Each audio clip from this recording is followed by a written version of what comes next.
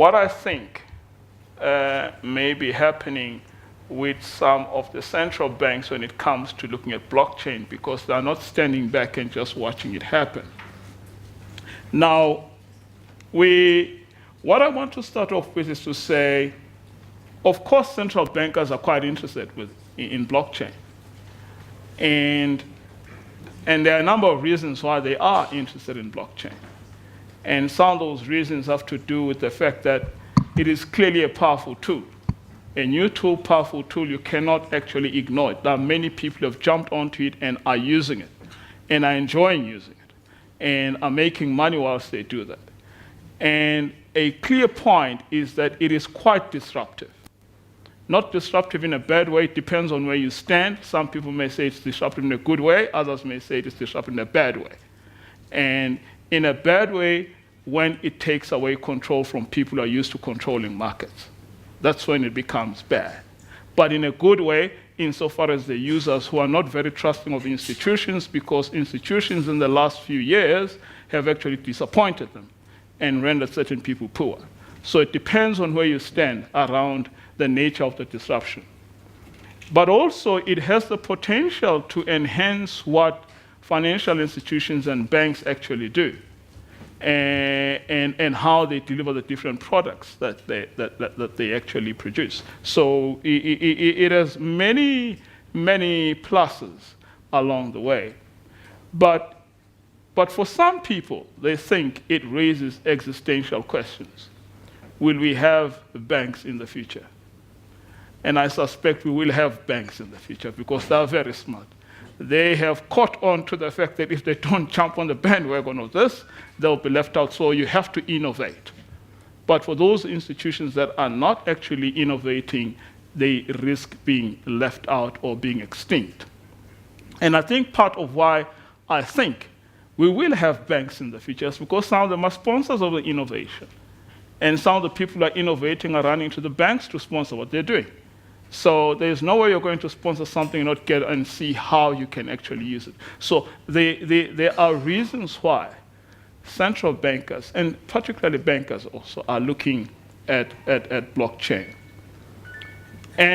But what are central banks currently doing? Some of them have taken the view that, look, just because when they look at their current role, what do they actually do? I think I skipped a slide there. Did I skip a slide? No, okay, I'll get on to this one. But what is their role currently? Managing monetary policy and setting interest rates and all of these things. And you can begin to imagine if they understand that there's a big community of people playing in a space which they don't have access to, and they set all sorts of rates about things that they do, they must be a bit concerned about that. And the big point, which is probably a product of the financial crisis, is maintaining financial stability. If you look at every piece of legislation which is coming out now as part of the reform, there is a question around how do we maintain financial stability as a country. And this is a responsibility which is placed on the central bank to do.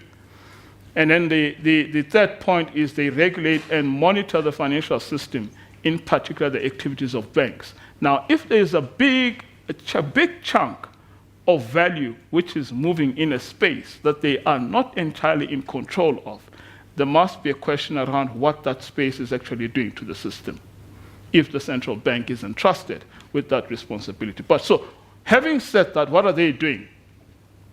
So they say what? Go and play. They want to see what the blockchain universe can do. Go and play. Let's see what comes out of it. Now, people have adopted that view, and we know the Bank of England, the Monetary Authority of Singapore. I suspect our own central bank is adopting the same view. Not onto this thing, but they're just going to observe what comes out of it. That's one approach. The second one is, part of what we have to do is to engage with the technology. Let's understand what it does. Okay.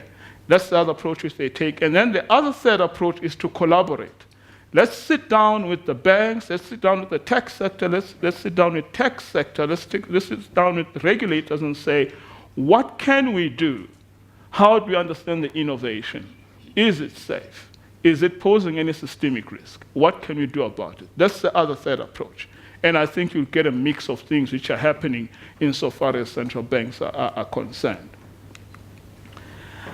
So, but what is the challenge posed by blockchain? So we only have, up to now, I mean, let me talk about South Africa. There is a legal definition of what money is in this country. You've got physical bearer instrument, you're talking cash, banks and notes. That's what it is. Secondly, you do have digital registered instruments. That's the other thing you have. Now, the interesting part about blockchain, and particular some of the things that are made from there, if you talk about Bitcoin, for instance, we're not talking about currency. People convert money into something. So from a legal perspective, it is pretty hard to then say, when people are doing things online, are they exchanging money or they're not exchanging money? Clearly, they're not exchanging money because it is not money. Okay, it is not defined as money. So this is the challenge which we have when you talk about the role of the central bank. How do they actually monitor this thing? It may as well be the case that they've got to put legislation in place first in order to be able to access it. Okay, but we'll get to some other issues. And so there is so when you look at crypto instruments, the one aspect I've put in a definition there, which I find interesting. The one aspect which is the philosophical basis of blockchain, as I understand it, is that you talk about protocols that allow the validation of transactions without the need of a trusted third party. So, what are central banks? What are banks? They are third parties in that universe. Okay. Now, the intrusion of central banks into this space, does it disrupt the thinking and the philosophical basis of blockchain and people who operate it? Do you imagine that it will still be the same if you have the central bank playing a role? Because part of what people are running away from is not to have a third party that they need to trust with what they do. They want to do peer-to-peer trading or payments or whatever they want to do without the intermediation of a third party. But if you bring in the central bank in whatever role, I think that you are now interposing something which detracts from the philosophical basis of blockchain. But there you are. That's the challenge which we have, which is posed by cryptocurrency. Now, but what are the other challenges it poses? The high level of anonymity in this thing. Some of you will argue, no, I actually know who is doing what, because, of course, we've got algorithms which gives us identification of who does what. But it's not an easy thing, okay? That's the one thing it presents that challenge for. Regulators play, or any arbiter of a system, play on the basis that they know who is doing what. That's why they give you a license to play on the system. If you talk about the national payment systems, you need to be a participant in that system in order to facilitate payments, so they know who you are. If you talk about taking money from the public and keeping money, you're a bank, you're licensed, they know who you are. But in this space, do people know who is who? Probably you do. You guys speak a strange language, you know each other. But for the regulators, you really need to get in there. No, I also participate, but I'm just saying, the anonymity is quite a challenge for regulators. That's the other challenge which comes in. Then, the elimination of intermediation is another challenge, because the community thrives on the elimination of intermediation. You imagine that if you wanted to trade securities, today we talk about stock exchanges, we talk about brokers, perhaps you don't need any of those things. What about in the banking space? You don't need necessarily the intermediation of the central bank to facilitate things. That's the other challenge which it poses. And I think that decentralization of financial dealings and anonymity really presents a challenge for central banks around how do they get involved in this. So it may as well, this is what some other people who have written on this thing say, and I see some of them in this audience, and I agree with some of their views that maybe you need to create a new financial intermediaries. Now, the very talk of creation of new financial intermediaries, to me, takes us back to old language. And we will have the conversation. It doesn't matter to me that you'll call them exchanges of cryptocurrency, currency wallet service providers, clearing houses of cryptocurrency. It is all about third parties given a new name. That's my view. But some people argue that you may need new kinds of financial intermediaries. And the thinking, and I think what influences the thinking of central banks is partly informed by that. Okay. And then the question, because when you talk about the positioning of the central bank, the question is to regulate or not to regulate, because what's the role of the central bank? It's to supervise the system. It is all about supervision and somewhat regulating, and the question is, do we regulate or we don't? And this is what some of the writers say. They say that you've got to allow for an initial period where you are not regulating for the systems to develop. And I think that's partly correct, because if as the system matures, then you can start thinking about regulating. And the reason why some of the scholars say this is because they say, if you regulate too early, you might hamper development. But other people will say, well, looking at the volumes of value that move in the system, I don't think we need to wait for too long. Do we have to wait for the disaster to happen or not? If ever a disaster is going to happen. But there's a view that don't regulate too early. And the third point around regulating too early is that you may end up regulating the wrong thing. See it emerge first, see what it looks like, and then begin to say, what is it that I really need to regulate? What role does the central bank and other regulators need to play in the space once you see it emerge? So that's the other thinking. And then the other point is, because blockchain is used to deliver certain products. If it's not money, it is going to be securities. It may be some insurance product. It may be a registry of exchange of property and all of that. That's the product. And the question is, do you need to regulate the product on the one side and the system on the other side? Or do you look at both of them as one thing and then decide what to regulate? Now, if we were to think about that for a moment, any financial product is regulated in this country, okay? If you want to deliver insurance, insurance is regulated. If you want to trade securities, securities as a product is regulated. But the manner of delivery which comes with blockchain is something else. Now, the supervisors of the system, even when the central bank has to deal with this, it has to say, what part of this thing is our concern? I'm sure they'd be concerned about payment part of it, the movement of money between people and across borders. Maybe that's going to be a concern. Do they need to be concerned about how you use blockchain to deliver some financial products? Probably not. It doesn't fall within their purview.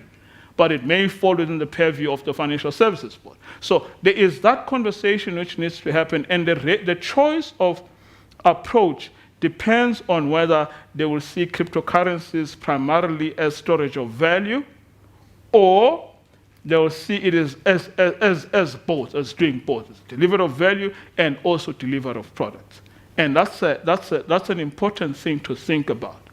But where do I come out in relation to then the role of the central bank? And here I agree with the people who have written what I'm just about to put on here, which is this. So, ideally, at some point, I believe because of the power of the central bank and the power of the state, it will intervene in the system. And it may be that you begin to, first of all, have legislation that enables to define, for instance, something like Bitcoin as a form of currency. That may be the starting point, which is the state begins to get in there and say, yes, we do have what we call cryptocurrency, and they will issue it. Secondly, how might they implement this? And some writers have written that perhaps what you need is deliver this via some sovereign blockchains. Now, that begins to set alarm bells in the minds of other people. They like their independence. If the state is going to have its own thing going on the side, and you have to interface with it, I do see some heads going, no. But that is something that may happen, because all of a sudden, all of the systems do need to speak. And there is a way in which the central bank can get involved if it decides to get involved. And the sovereign blockchains is they would actually then establish a common currency area and under the jurisdiction of the central bank, and networks would then be permissioned. So you still have your public blockchain and you have your permissioned blockchains. And what that does is it enables the central banks to at least get involved, see what is actually happening, to the extent that there will be an interface between the permissioned ones and the public blockchains. And that may be what may happen. And they can begin to observe the transactions that go on in this space.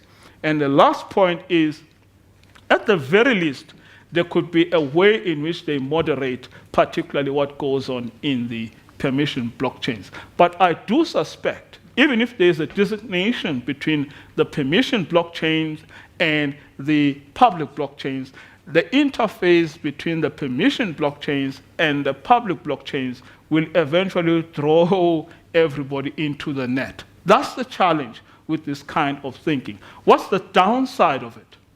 What's the downside of getting a role for the central bank?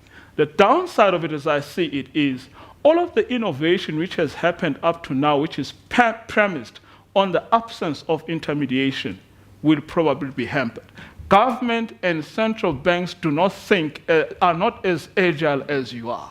They move very slowly. And if they begin to have some, I'm sorry if there are central bankers who are much more agile than I'm saying, but I think they come with a legacy in terms of their movement and doing things. And that could be one of the challenges, which is hampering innovation may begin to creep. And then the space will begin to look like where we are today, around the financial system. But on the other hand, when you think about it, it is inevitable that some form of state intervention is going to happen, because there is beginning to be too much value which moves on this planet across different borders and things like that. And it is just too big to ignore. And so the question becomes how receptive the sector is going to be to the intrusion, and what may actually look like an inevitable role of central banks in this field of play. I have no more slides. This is, I thought to start the conversation and then see what to think. And I'm very glad that I see people are going to help me answer some of the questions, because they sound like advocates of this thing. How are you doing, Khoza? Thank you. That's it. Great. Francisco, thank you very much.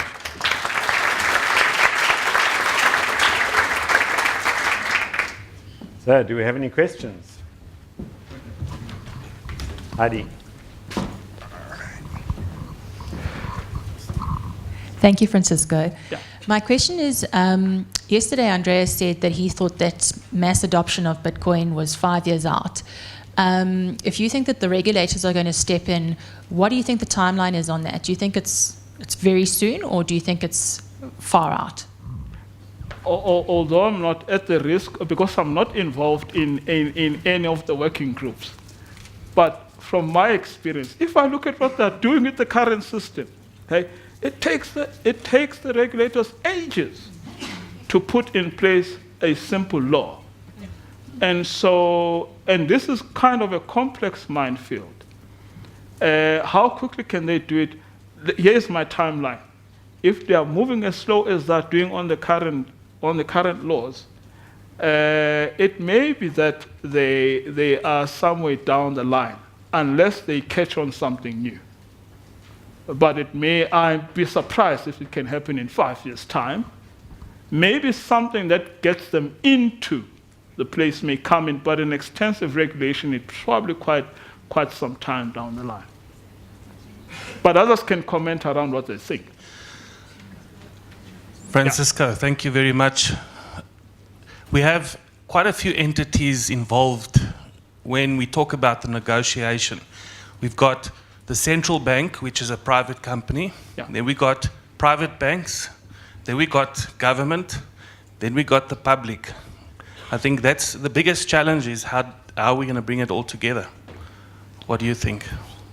My understanding is that the collaborative approach to the conversation is already happening, where you find the central bank, National Treasury, the Financial Services Board is interested, the banks are interested, the tech sector is interested, and they begin to talk about what all of this means. But probably part of the biggest driver is exactly the players who have developed the space who are trying to say, how best do we position it? And they bring in the banks, they bring in the central bank, and they bring in some of the regulators to say, let's have a conversation, because that's how you partly lobby. So I think there is no difficulty in bringing all of the voices that matter, because if you look at how legislation actually works, ultimately you've got to consult people. But the earlier you get involved as an interested party to lobby and give it some shape, the better. Because if you don't, some guy is going to give you a shape, which you now have to try and say, listen, man, let's deconstruct this thing. It's not like, which is a difficult thing to do. Right at the back.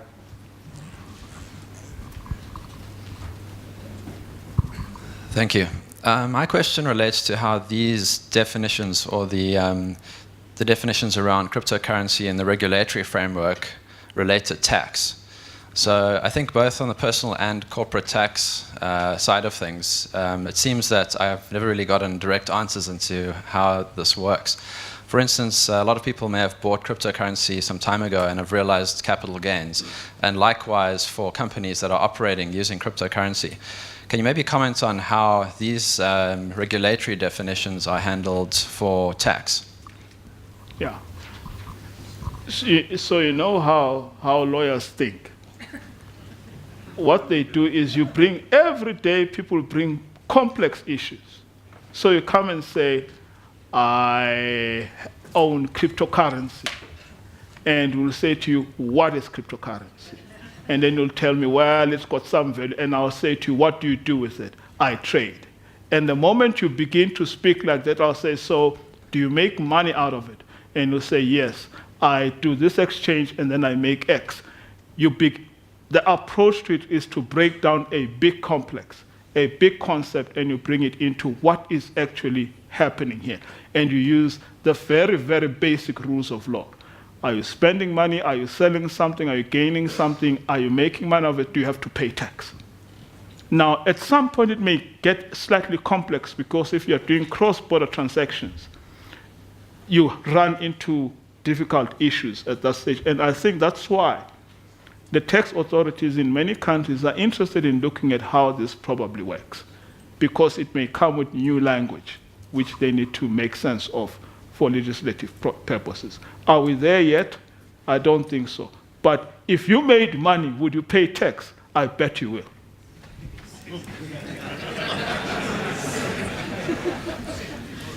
Okay, sorry. Sorry, my question was exactly the same that was of the previous ladies around the timeline. Yeah. And I think talking to some people throughout the 2 days, somebody said that anybody who does traditional banking, they will all be dead in 15 years. But that's very controversial. But I think a lot of people from the regulatory point of view and the banks and everybody, they are trying to slow down. Some of the people maybe are trying to slow down this entire blockchain and Bitcoin thing. Maybe, maybe I'm right, maybe I'm wrong, but my view is that it's probably going to take five years, and we should be at peace, regulators, central banks, and the community, the cryptocurrency community. So you invited comments initially, so that's what I wanted to add to that. What do you think? Yeah, can I tell you why I'm skeptical? Yeah. So, a simple thing like people have been trading derivatives for years in this country. We don't have, up to today, we don't have legislation that specifically regulates the product, derivatives. We do have some broad thing that talks about it, but not the actual mechanics. And you know why? When you speak to them, they say it's too complex. And has anything gone wrong? And the answer is no. If parties have a problem, they have a contractual way of resolving the dispute. And therefore, my sense is this thing an easy thing for them to get their heads around? And if the answer is no, the next question is anything going wrong right now in the system? If your answer is no, then you are coming down the line in the queue. They're dealing with the unbanked who are not getting bank loans. They're dealing with people who are overextended in credit, and they're getting people who don't get what they think they're supposed to get when they make investments in financial products. That's the challenge. Those people are higher up the chain. You and the small community of the elite. Oh, sorry. You and that small community are down there in the thing. You may try to push yourselves up, but I suspect you are not high up in the list of priorities. Not because what you're doing is not important, but that's my view. We'll probably pay higher transaction fees and jump the queue. Called it the lunatic French yesterday. Absolutely. So, That's right, yeah. Yeah. Good. Thanks for the presentation. I come from Zimbabwe and we know a thing or two about killing currencies.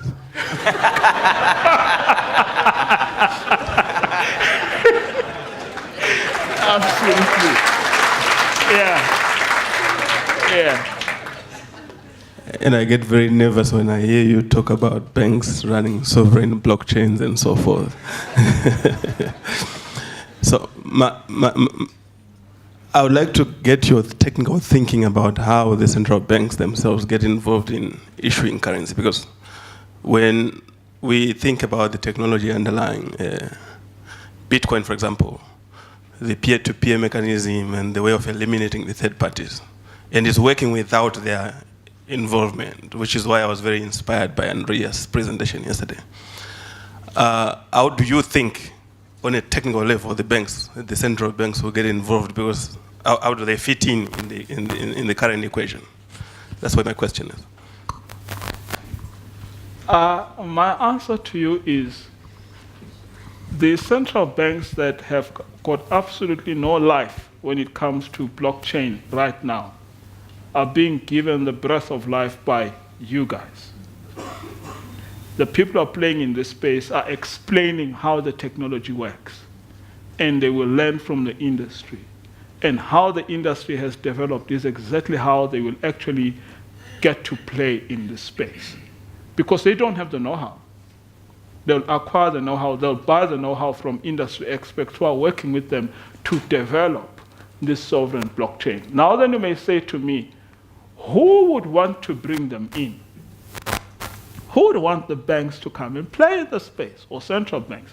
Remember when I opened my talk, I said to you, some of the innovations are being financed by banks because, banks have an interest. And before you know it, who does the current system of banking actually serve? It does serve the traditional banks. Now, wouldn't they want to preserve some sort of space in which they play in? If they see there's a lot of value which is taking away business from them, of course they'll want to do that. And so, they are going to buy the know-how around how to develop that. And before you know it, their sovereign blockchain will look just like your public blockchain. That would be my answer. And I'm not saying there's anything wrong with people who are sponsoring what the banks and the central bank is trying to do. It's a free country.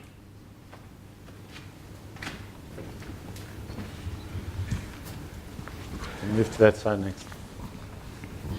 Thanks very much for that great discussion of an angle we haven't looked at really the last 2 days. The first question relates very much to something that other guys have picked up, but I just wondered if I could press you on it a little bit more. Have you given any thought to how Bitcoin might be regulated under Regulation 28?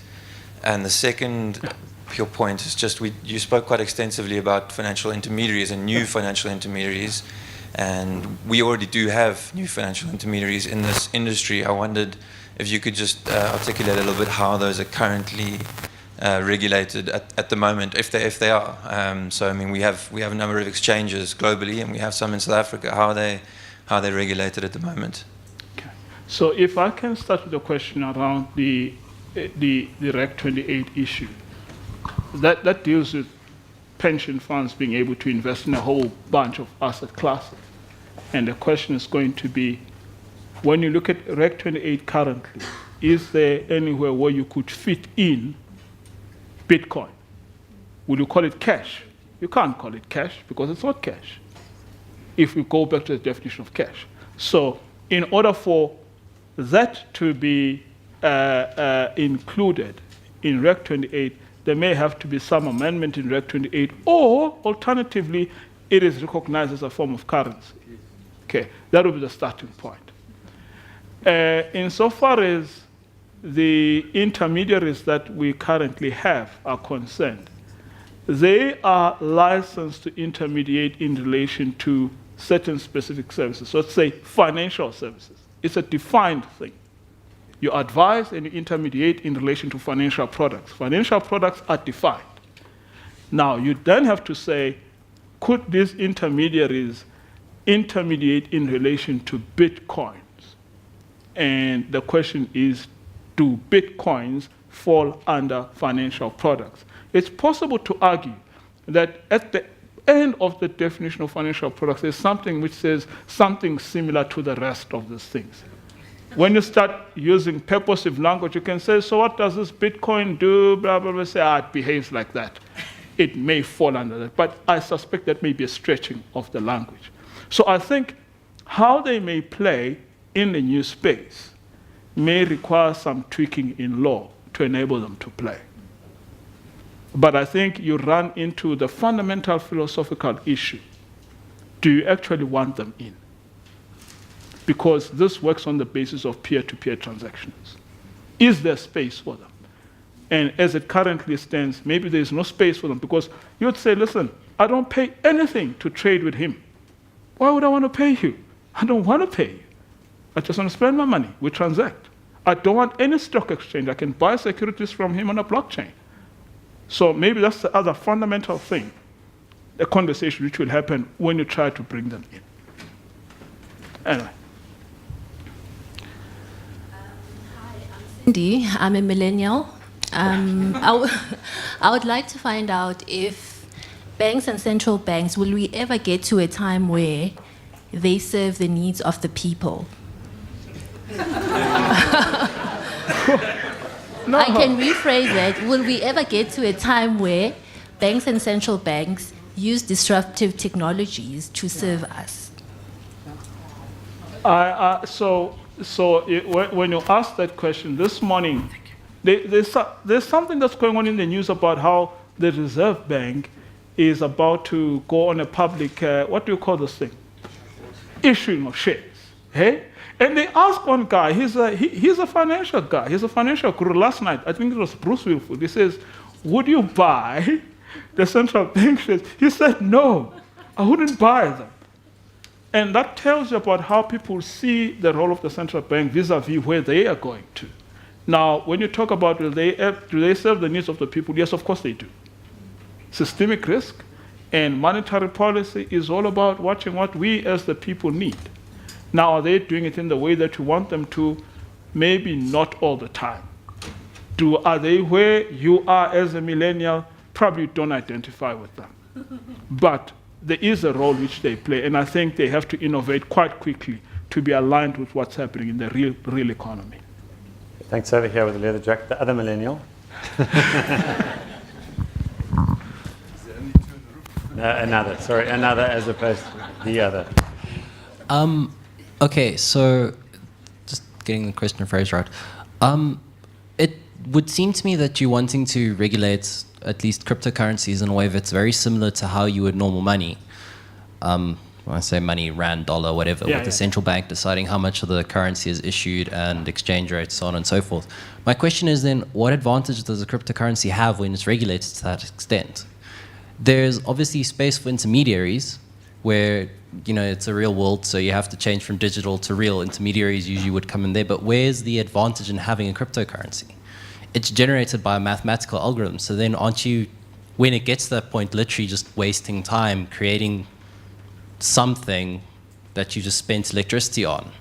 The value that people have of Bitcoin is how unregulated it is, and the fact that it's the work that determines how many of the cryptocurrencies exist, as opposed to some random arbitrary in parentheses, well, quotes, decision of someone else? So, actually, you know what? I want to volunteer someone to answer this question because they've written a good paper on this. Can I ask you to ask Fazam to say something on this? He wrote a very good paper.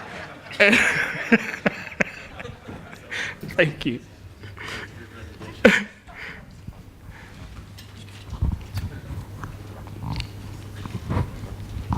Thanks for the presentation. Thanks for the great questions. I think we're going to be talking a lot about this in the panel this afternoon. Yeah. Just maybe a couple of comments, first of all, to talk about is, number one, we talk about cryptocurrencies, and we have a very broad conception of what that means.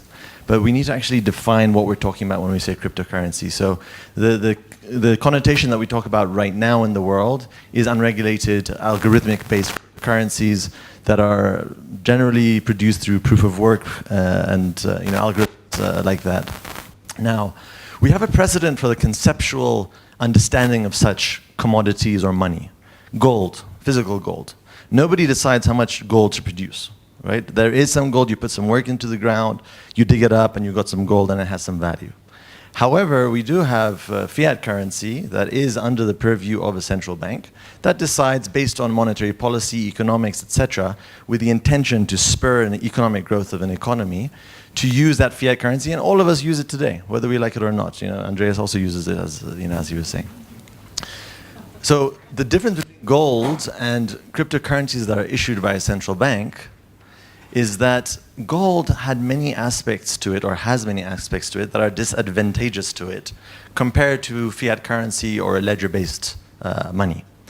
Now, CBCC, there's a lot of criticism about so what are central banks doing with it, etc. I think we need to have a little bit of humility when we actually look at this new world. Yeah.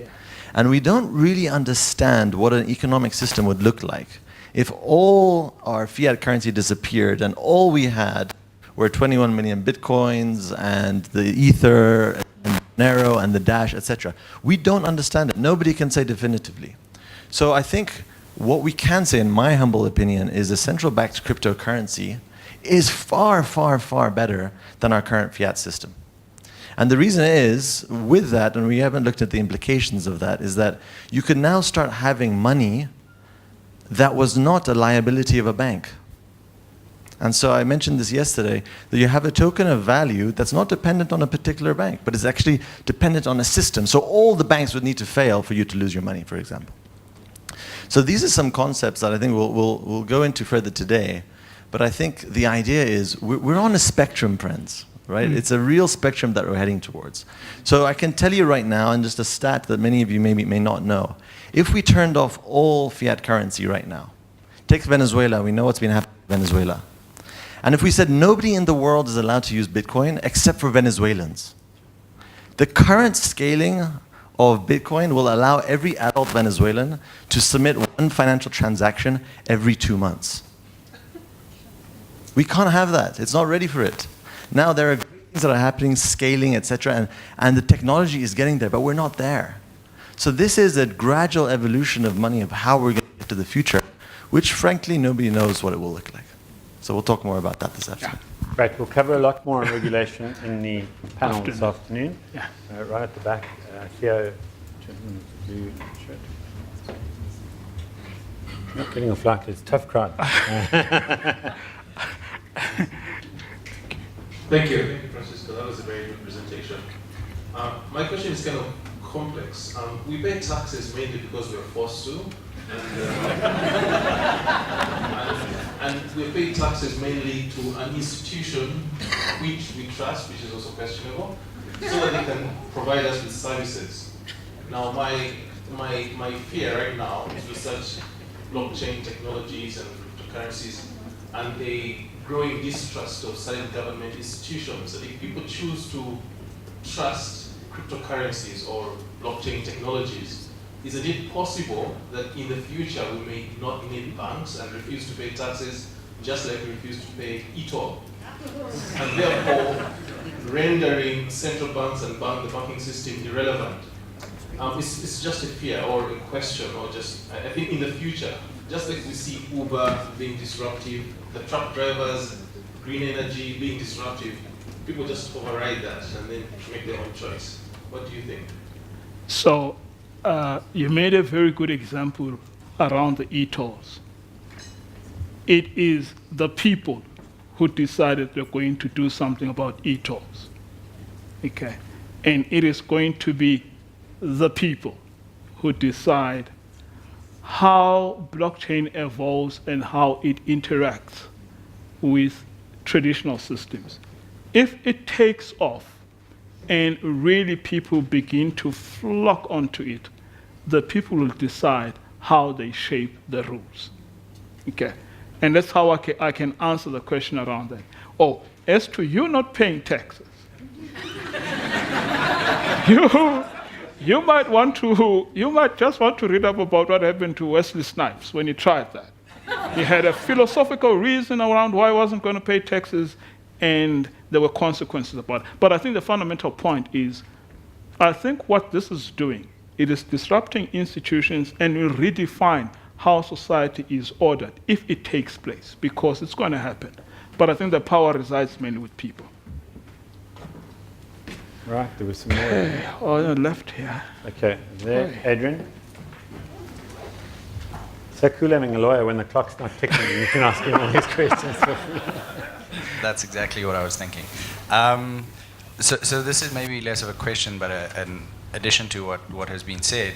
One of the easiest ways to increase the utility of the currency is just to allow people to use it to pay their tax. So, you know, the central bank obviously doesn't have too much influence on that, but you know, you've got your different tiers of governance and judiciary and so on. But if the government just turned around and said a huge portion of our population is now using Bitcoin, let's just allow them to pay tax in Bitcoin, what do you think the effect of that would be? So the way I'll go about answering your question, if there is recognition of Bitcoin as a form of currency in law, then that can happen. Because the one thing they have to overcome is you're not dealing with money. And so you've got to try and create that path for people to be able to use it like that. People are using it right now, but in a particular platform which is mainly contractual. But if you bring in the state and you're saying the public must begin to use it, recognize it somehow, so that you can enable transactions in a public space to happen.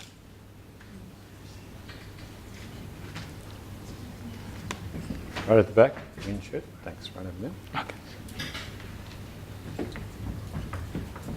I'm happy that we're talking about this because I'm from the Central Bank of Nigeria. Yes, and I'm also a cryptographer, but I'm working with the Central Bank of Nigeria. And every day I face this challenge of explaining why in the first place I should even attend this conference in the first place. Because my boss asked me, how do I go and explain to the top management that this thing, you just mentioned that we are going to be obliterated. You just mentioned, you want me to go and tell my boss that the central bank will cease to exist, and you want me to sponsor this conference. So I face this all the time, but you know, I come to understand that in the ecosystem today, that there are different communities in the cryptocurrency ecosystem. There are people that are helping the central bank to understand the technology. There are a number of initiatives like the Blockchain Alliance that are trying to help the regulator with policy. And I think today the central bank understands that there are two things. They understand there's Bitcoin, then they understand there's blockchain. Bitcoin is not a friend, but blockchain, yes. Blockchain, there are a lot of things that can come out of blockchain. So what they think is that, okay, we have to find a way to manage Bitcoin as a challenge, because Bitcoin is an implementation to eliminate us. So we have to find a way to manage. This is a challenge. Then blockchain is an opportunity to redefine our operation, to streamline, to make things better. So the central bank is looking at it like that. But like somebody asked about how long will it take for this mainstream adoption or for these things to manifest like this? I think it depends on for each country, it depends on the response of the public. Like in Nigeria now, the way the Nigerian public is responding to cryptocurrency is very massive. I mean, the regulator has no choice because it just becomes the talks of the town, and even the uneducated, everybody is talking cryptocurrency. So you go to the TV, it's cryptocurrency and everywhere. So the regulator is being forced to look at that, and that's one of the reasons why I'm here. I don't know whether the speaker is a central banker, and because I really want to. The point is, it's inevitable. The central bank has to do something. They have to respond. Now I know we are not trying to ban cryptocurrency. We know there's a lot of value in it. So we're trying to see how best to look at how this can benefit even the public, especially in the area of financial inclusion. How this can come into financial inclusion, real-time settlement of transactions and the rest of them.